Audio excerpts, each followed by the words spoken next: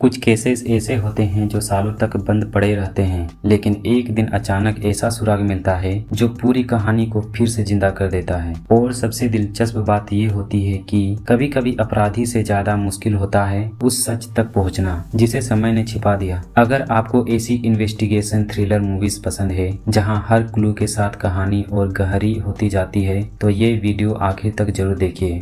Number 5, 2021 में आई CB राज की movie कबाड़दारी। कहानी शक्ति नाम के एक ट्रैफिक पुलिस ऑफिसर की है। उसकी इच्छा हमेशा से क्राइम ब्रांच में काम करने की थी, लेकिन उसकी ड्यूटी फिलहाल सिर्फ ट्रैफिक संभालने तक सीमित है। उसे लगता है कि उसकी नौकरी कभी वैसी नहीं होगी जैसा उसने सोचा था, लेकिन उसकी जिंदगी उस समय बदल जाती है जब एक कंस्ट्रक्शन साइट पर खुदाई के दौरान कुछ इंसानी अवशेष मिलते हैं। बाकी लोगों के लिए यह सिर्फ एक पुराना मामला था, लेकिन शक्ति को इसमें कुछ ऐसा दिखाई देता है जो उसे इस रहस्य की गहराई तक जाने में मजबूर कर देता है। वह अपनी तरफ से जांच शुरू करता है और धीरे धीरे उसे पता चलता है कि यह मामला जितना पुराना है उतना ही पेचीदा भी। पुराने रिकॉर्ड, छिपे हुए सबूत और भूली हुई घटनाएं एक एक करके सामने आने लगती है, लेकिन हर जवाब के साथ नए सवाल भी खड़े हो जाते हैं। जैसे जैसे शक्ति इस केस की तह तक पहुंचने की कोशिश करता है, उसे एहसास होता है कि कुछ लोगों ने इस सच को हमेशा के लिए छिपाने की कोशिश की थी। अब चुनौती सिर्फ यह पता लगाना नहीं कि आखिर हुआ क्या था, बल्कि यह भी है कि इतने सालों तक इस राज को छुपाए रखने के पीछे कौन था। आखिर उस पुराने केस की सच्चाई क्या थी और शक्ति उस रहस्य को कैसे सुलझाएगा, यह जानने के लिए आपको पूरी मूवी देखनी होगी।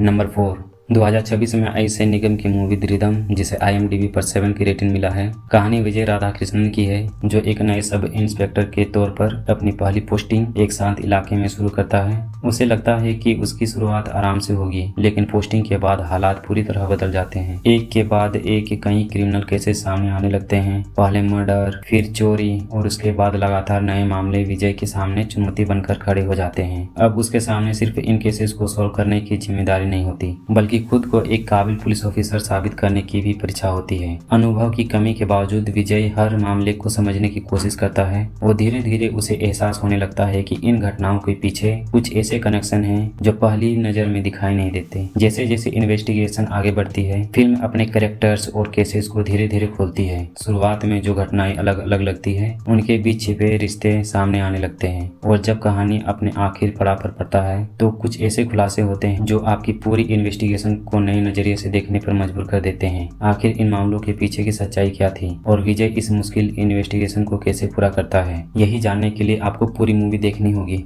नंबर 3, 2022 में आई दुलकर सलमान की मूवी सल्यूट, जिसे IMDb पर 7.1 का रेटिंग मिला है। कहानी अरविंद करुणाकरन नाम के एक पुलिस ऑफिसर की है जो अपने करियर की शुरुआत में एक मर्डर केस को सॉल्व करने वाली टीम का हिस्सा था। इन्वेस्टिगेशन पूरी होती है, एक आरोपी पकड़ा जाता है और सबको लगता है कि मामला खत्म हो चुका है, लेकिन कुछ समय बाद अरविंद के मन में उससे पुराने केस को लेकर एक शक पैदा होता है। उसे लगता है कि शायद उस इन्वेस्टिगेशन में कोई ऐसा गलती हुई थी जिसे उस समय कोई देख नहीं पाया। अब उसके सामने सबसे बड़ा सवाल यह था कि अगर पहले पकड़ा गया इंसान असली अपराधी नहीं था तो फिर असली सच क्या था। यहीं से शुरू होता है एक नई इन्वेस्टिगेशन। अरविंद पुराने सबूतों को दोबारा देखता है, पुराने लोगों से सवाल करता है और उस केस की उन परतों को खोलने की कोशिश करता है जिन्हें सालों पहले बंद कर दिया गया था। लेकिन जैसे जैसे वह सच्चाई के करीब पहुंचता है, उसे सिर्फ अपराधी की तलाश नहीं करनी पड़ती, बल्कि अपने ही डिपार्टमेंट के पुराने फैसलों का सामना भी करना पड़ता है। फिल्म की सबसे अच्छी बात यह है कि यह सस्पेंस को जल्दीबाजी में नहीं दिखाती। हर छोटी जानकारी धीरे धीरे एक बड़ी तस्वीर बनाती है और आपको सोचने पर मजबूर कर देती है कि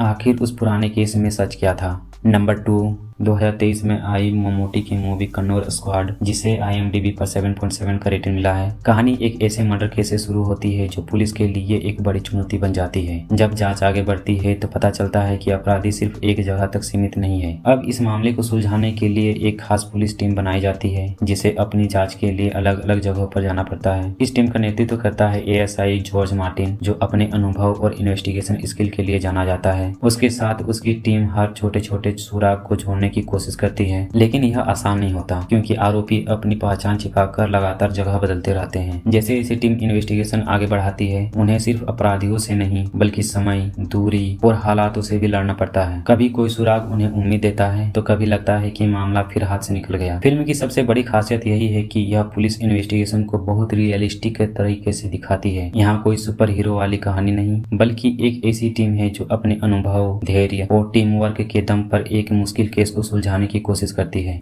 नंबर 1, 2025 में आई आसिफ अली की मूवी रेखा चित्रम, जिसे IMDb पर 7.7 का रेटिंग मिला है। कहानी की शुरुआत एक चौंका देने वाली घटना से होती है। एक व्यक्ति सोशल मीडिया पर लाइव आता है और कबूल करता है कि उसने अपने 2 साथियों के साथ मिलकर लगभग 18 साल की एक लड़की के शव को जंगल में दफनाया था। इतना ही नहीं, वह उस जगह की लोकेशन भी बता देता है। लेकिन इससे पहले कि कोई उससे और सवाल पूछ पाता, वह लाइव के दौरान ही खुद को गोली मार लेता है। इस घटना के बाद पुलिस जगह पर पहुंचती है और वहीं से एक ऐसा मामला फिर से खुलता है जिसे शायद हमेशा के लिए दफन हो जाना चाहिए था। इस इन्वेस्टिगेशन की जिम्मेदारी SHO विवेक गोपीनाथ को मिलती है। शुरुआत में उसे लगता है कि अब सच तक पहुंचना आसान होगा, क्योंकि कबूलनामा भी है और लोकेशन भी है। लेकिन जैसे जैसे जांच आगे बढ़ती है, उसे एहसास होता है कि यह मामला जितना आसान दिखाई देता है, असल में उतना है नहीं। पुरानी फाइल्स दोबारा खुलती है, सालों पुराने लोगों से पूछताछ शुरू होती है और हर नया सुराग किसी नए सवाल को जन्म देता है। धीरे धीरे विवेक समझने लगता है कि यह सिर्फ एक मर्डर इन्वेस्टिगेशन नहीं, बल्कि कई ऐसी घटनाओं की कड़ी है जिन्हें समय के साथ भुला दिया गया था। अब उसके सामने सिर्फ कातिल तक पहुंचना ही नहीं, बल्कि उन बिखरे हुए सच को जोड़ना भी था जो सालों से अंधेरे में छिपे हुए थे। आखिर उस लड़की के साथ हुआ क्या था? लाइव में किया गया कबूलनामा पूरी सच्चाई थी या कहानी अभी भी अधूरी थी? यही सवाल आपको फिल्म के आखिरी तक बांधे रखते हैं।